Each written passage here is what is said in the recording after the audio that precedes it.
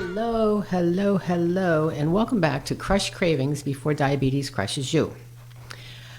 So, in case you don't know who I am, I'm Karen Sammer. I'm a National Board Certified Health and Wellness Coach, and I primarily help people who are overweight and pre-diabetic, but are so overcome by cravings they can't seem to find a way to lose the weight permanently. So I help them to crush the cravings so that diabetes doesn't crush them.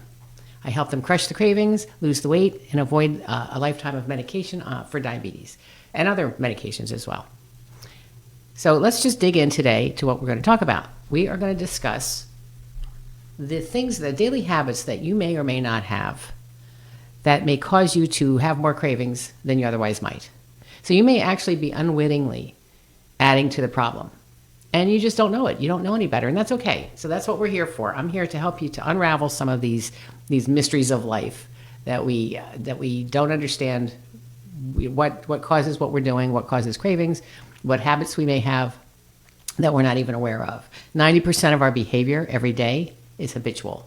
So when you are going through your day-to-day, chances are pretty good you're on sort of automatic pilot with very few exceptions.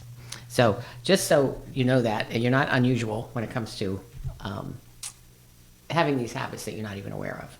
All right, so let's start out. One of the habits that you may be probably have had for years, if you're not a breakfast eater, that may be a problem for you. So very often, or if you're eating something for breakfast that probably spikes your blood sugar, through the roof. So if you're not eating breakfast, and when you finally do break your fast, eat a meal, if you're eating something if you're eating too much, or if you're eating things that are just going to spike your blood sugar on an empty stomach, that very, very possibly sets you up for failure for the rest of the day. However, you can do intermittent fasting. You can choose to eat your breakfast later in the day, or break your fast later in the day.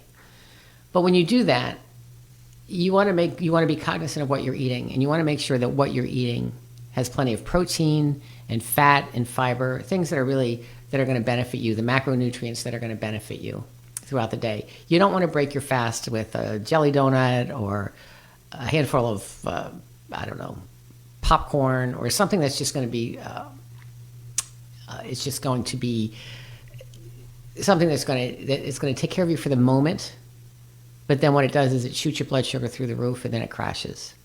So the better idea is to eat something. If you know that that's the way you're going to break your fast, if you don't eat a breakfast, then eat your breakfast at a regular breakfast time. When you get up, within a couple of hours of waking up.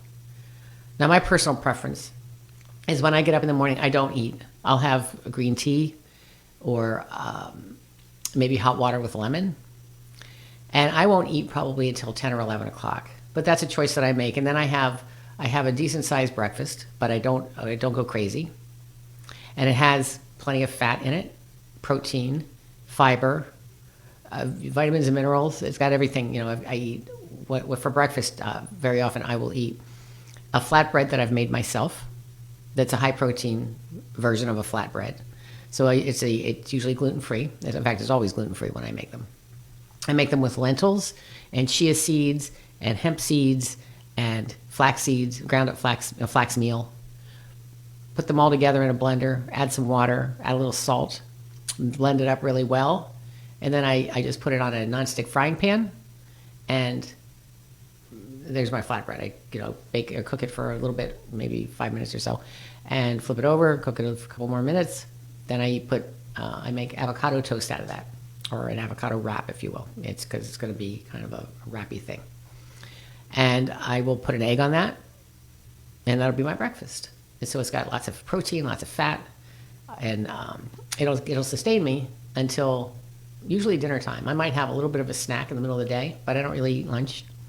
And then I'll have an early dinner, and I'll start my fast around 6 o'clock, between 5 and 6.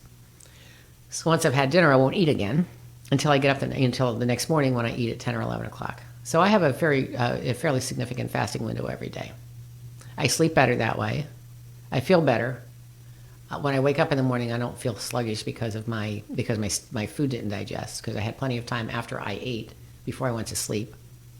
And that works for me. It doesn't work for everybody, but it works for me. It works for several of my clients.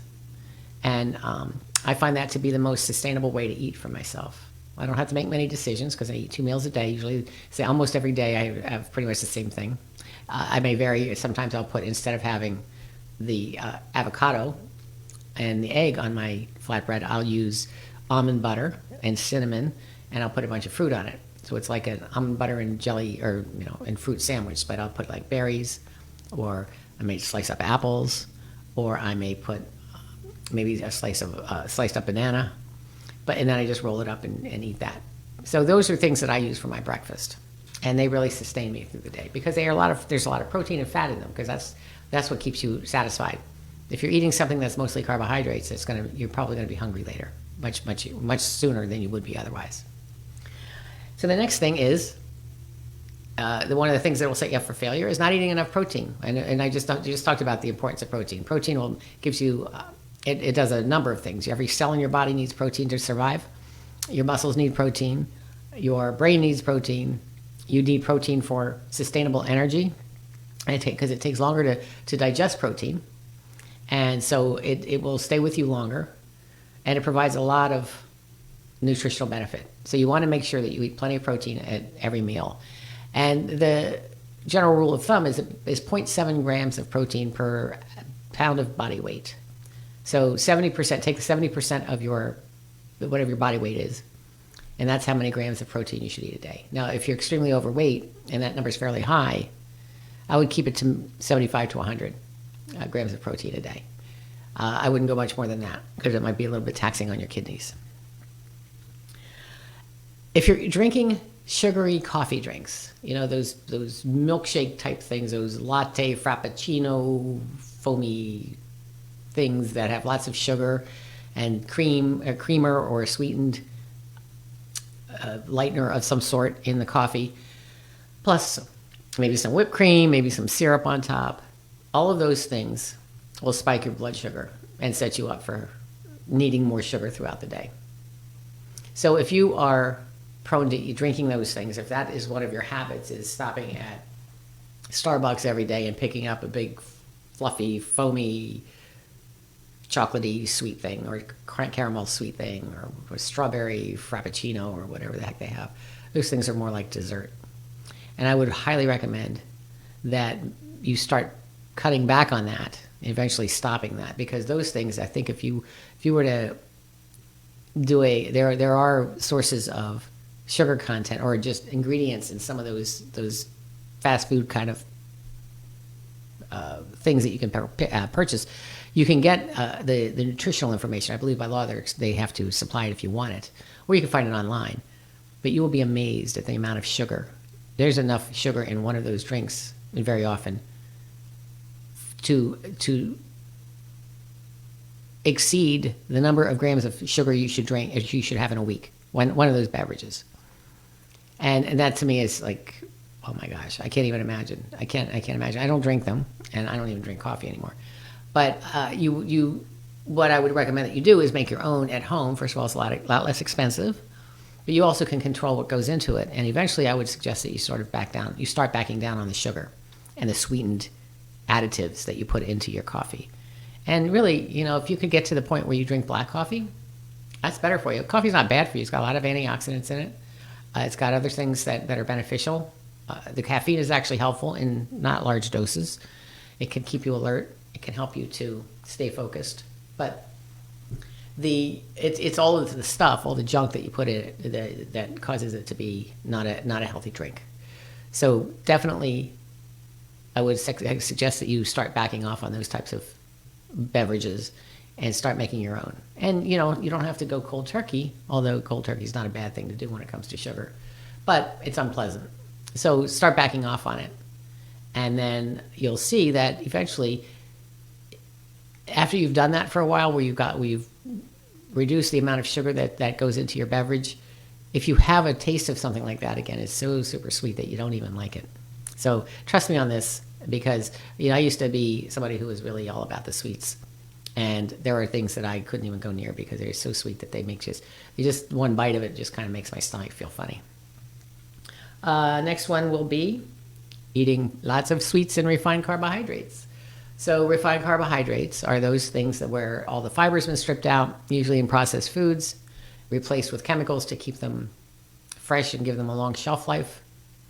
And they convert to sugar very quickly in your body, not to mention what the chemicals are doing. But just talking about the refined carbs themselves, the breads, the pastas, the cookies, the pastries, all of the things that I'm sure you don't want to listen to me anymore now at this point. But it's really important that you understand that when you eat those things, they convert to sugar very quickly in your body.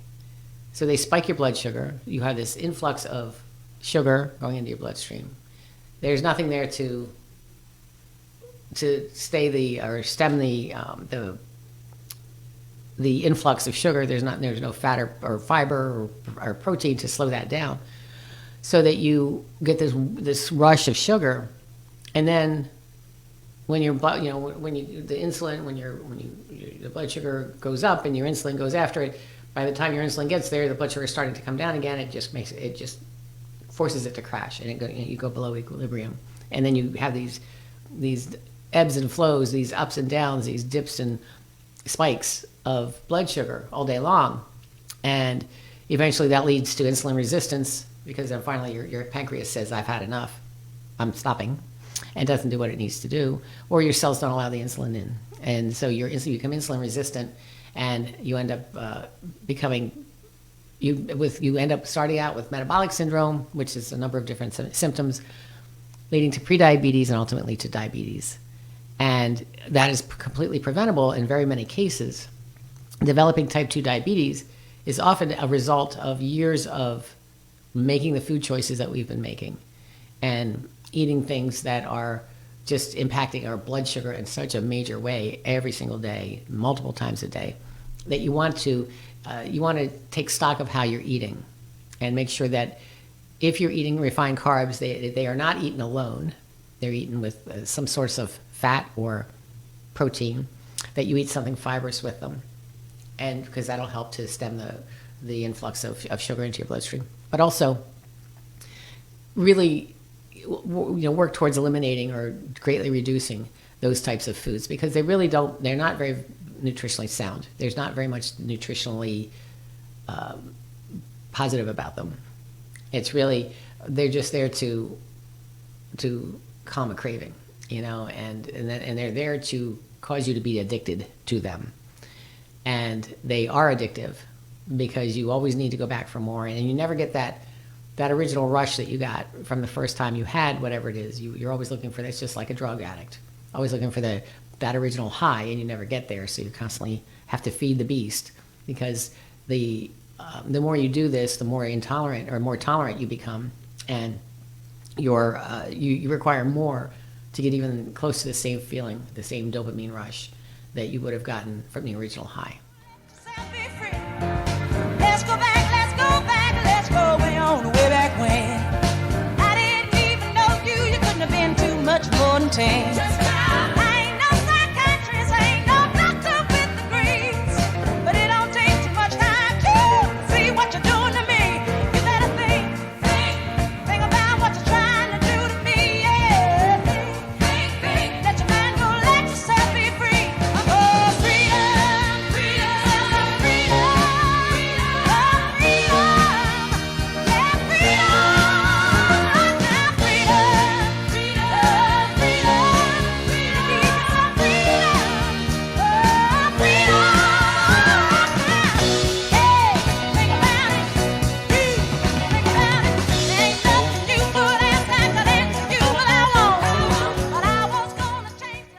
So next item is skipping meals. So skipping, the reason I skip lunch when I skip lunch, I often do, is because I eat such a late breakfast and I eat an early dinner. So my eating window is compressed. And then after I have dinner, I've had enough to eat for dinner that it keeps me happy for the rest of the night. I don't have any need to go back for snacking.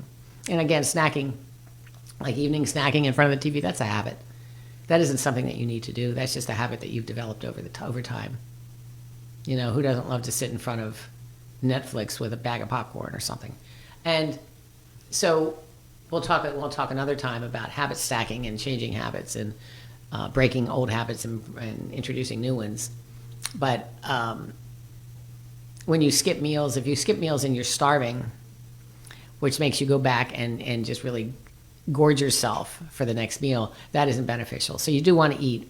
If you don't let yourself get so starving that nothing is safe around you, you want to make sure that you're eating enough at meals, and that if you need a little snack in between meals, have a little something that has plenty of protein in it or fat, maybe some hummus with veggies, so you get some crunch. You get the fiber from the hummus and the veggies. You get the protein from the hummus. You get the fat from the hummus if it's got tahini in it. And, you know, it's something like that will sustain you without spiking your blood sugar. And that's really that's a win-win, because it'll keep your blood sugar level until your next meal. And then you can eat your next meal at a reasonable level. You won't have to gorge yourself because you're so starving. Next up is not eating enough fiber. So most Americans, or most people who follow a Western diet, do not get enough fiber. Your body needs between 25 and 30 grams of fiber a day. Most Americans are getting less than 5, especially if they're eating the standard American diet. And that's really bad for a number of things. It doesn't, you need fiber, both soluble and insoluble fiber, to keep things moving through your body, so that you can have regular bowel movements and you can clean out your colon. The soluble fiber helps to fluff up the waste so that it goes out easily. The insoluble fiber is like a scrub brush, and it kind of goes through your intestines and scrubs all that gunk out of there. And so they're both important. And as I said, we don't get enough of it in our diets, in our American diet. So it's really important to try to make sure that you do get plenty of fiber. It helps you to feel full longer, because fiber is not digestible. So it kind of hangs out in there for a while, and it keeps you feeling fuller longer. It also helps to manage cholesterol, because when you have soluble fiber, yes, it helps to move cholesterol through your bloodstream and get it out of there, and keeps you want the good cholesterol to kind of hang around and do its job, but the bad cholesterol it escorts it out of your body. So those things, eating enough fiber, eating things vegetables, fruits, things that have plenty of fiber in them. I don't recommend fiber supplements unless you can't possibly get enough fiber in your body. But if you need to supplement with some sort of fiber supplement, then go for it. But my recommendation is to get it through natural foods. How about a sedentary lifestyle? When you are not moving around, your blood sugar gets all wonky. Our bodies are meant to move. They're meant to work. And the blood sugar gets all wonky. It goes high, and it also causes, when you're sitting all the time, very often that can cause cravings. It can be the cause of many issues, because like I said, we're not meant to be sedentary. But when you're moving around, when you're getting some exercise, even if you're just going for a walk, which is good exercise for you, it helps to stabilize your blood sugar. And taking a walk after a meal, especially if you're somebody who tends towards the high blood sugar, taking a walk after a meal helps to regulate it. So it is important to, anytime you eat, if you get up and move around, that'll help you to keep yourself at an even blood sugar level. So you don't have to go out and do calisthenics 4 times a day. You can get up and walk around your house. If you work from home, I think this is a big problem when you're remotely working. If you're very busy, you could sit in front of your computer all day long. But what I do recommend is that you drink lots of water, because then you have no choice but to get up several times a day, because you'll have to go to the bathroom. And so that helps to make sure that you don't sit for several hours without moving. But just get up and move around, dance, put a little music on, dance in between meetings or whatever. Just do a little moving, just kind of shake your body out, stretching. Like I said, you don't have to go out and do calisthenics, but when you can, take a walk, or just do maybe some lunges or some squats, or do, like I said, some stretching, do some yoga poses, things that get your body moving a little bit. It doesn't have to be strenuous, and it doesn't have to be a large amount of a large chunk of time. Another thing that impacts your blood sugar negatively is lack of sleep. If you are not getting enough sleep, there are several things at play here. It does make it your body inefficient in using your, or not inefficient, actually efficient. It stores blood sugar. So what it happens is it spikes your blood sugar if you don't get enough sleep. But on top of that, your hunger hormones are dysregulated. So that means that your ghrelin, which is your hunger hormone, is in overdrive, and your leptin, which is your satiety hormone, falls asleep. So you're not feeling full, and you're always feeling hungry, and they're out of whack when your sleep is dysregulated. So it's really important to get yourself on a sleep schedule every single day. You should be on the same sleep schedule every single day. The weekend should be the same as during the week, and you should be getting between 7 and 9 hours of sleep a night. And most of us don't. Again, in America, most of us are sleep deprived. And driving around while you're sleep deprived is worse than driving drunk sometimes, depending on how much sleep deprivation you are suffering from. So just keep that in mind. You're putting yourself at risk. You're putting anybody in your car at risk, anybody in other cars at risk, and not only that, but you're setting yourself up for possible diabetes, among other things. There's so many other things that sleep deprivation causes, but we'll go into that another day. And how about excess stress? So stress is something, it spikes your cortisol, which spikes your blood sugar.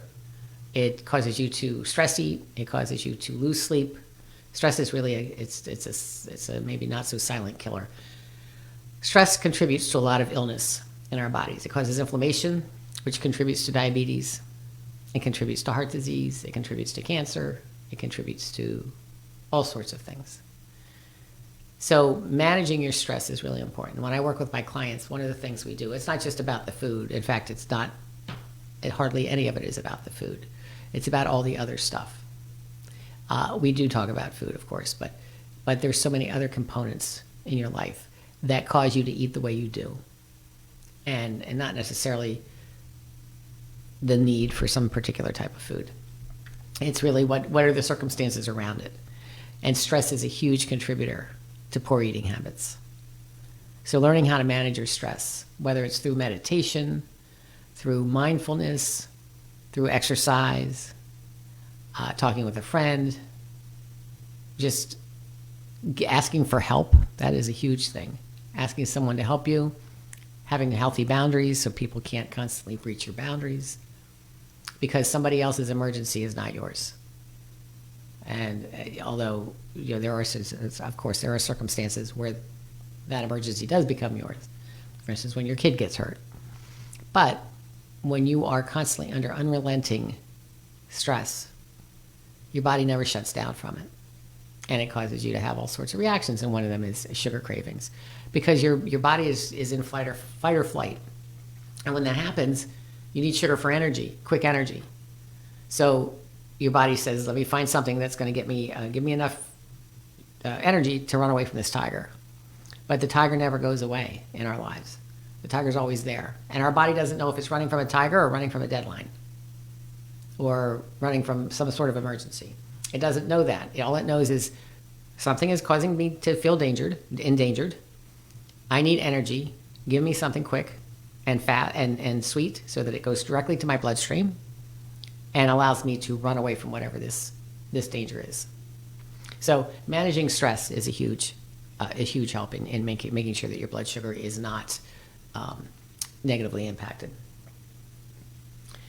And then finally, being dehydrated. When you're dehydrated, all sorts of things go on in your body. Your brain doesn't work well. Your muscles don't work well. Your organs don't function well. So making sure that you're fully hydrated every single day is really important. And you'll find, at least this has been my experience, and I think you would find it as well, when you are fully hydrated, you have much more energy. You're less likely to fall asleep and be sleepy during the day. And very often, thirst masquerades as hunger. So that when you feel like you might need something to eat, even though you've had a full meal, or it's been not too long since you had a full meal, that you probably shouldn't be hungry, it's very likely that you're thirsty. So try drinking a glass of water before you go and try to find something to eat that might not be the best choice for you, and see if that doesn't help to satisfy you a little bit. But staying fully hydrated means that you should work your way up, if you're not drinking a lot of water now, but work your way up to drinking half your body weight in ounces of water. So if you're a 150-pound person, you should be drinking 75 ounces of water a day. And you can work your way up to that, because it is sometimes difficult to go from 0 to whatever that number is for you. But really, it's important that you get plenty of fluid, plenty of water. Sources of water would be herbal tea, besides just plain water. Although plain water, the majority of it should be plain water. But herbal tea, not sweetened things. Water with lemon or water infused with other fruits. In my house, I have a big jug that I fill every morning with ice and frozen strawberries, a couple of frozen strawberries, and I pour water in that. And it has a spout on it. So anybody who wants to drink something, needs some water during the day, they have that flavored water, nice and cold, and they're much more likely to drink it because it's right there in front of them. All they have to do is flip the spout and put it in their water bottle or their container, and they stay hydrated. And I stay hydrated because it's right there in front of me. So these are little tricks that you can do. But if you don't like plain water, like I said, infuse it with fruit, or you can drink an herbal tea, a non-caffeinated, a caffeine-free, not decaffeinated, caffeine-free herbal tea. And there are many out there that are lovely. I love an herbal tea at night, especially in the wintertime. That keeps me nice and warm and it's relaxing. I drink tea all day long. What I do is I have this gigantic mug that I put one green tea bag in, and I fill it all day long. I think I drink a half a gallon of that. But by the time I'm at the end of it, it's almost just water because it's fully diluted. It's one tea bag. And this mug is using this mug one time would more than use up one tea bag, because I think it's like a 28-ounce mug. But these are things these are tips that you can try to help to quell your sugar cravings, and to make sure that you are making the decisions that are going to best serve you, so that you're not eating things that you're going to regret later, that are going to make you feel bad, and that are going to spike your blood sugar. So for today, that will be it. Again, I'm Karen Sammer, National Board Certified Health and Wellness Coach, and you've been listening to Crush Your Cravings Before Diabetes Crushes You. And I'll talk to you soon.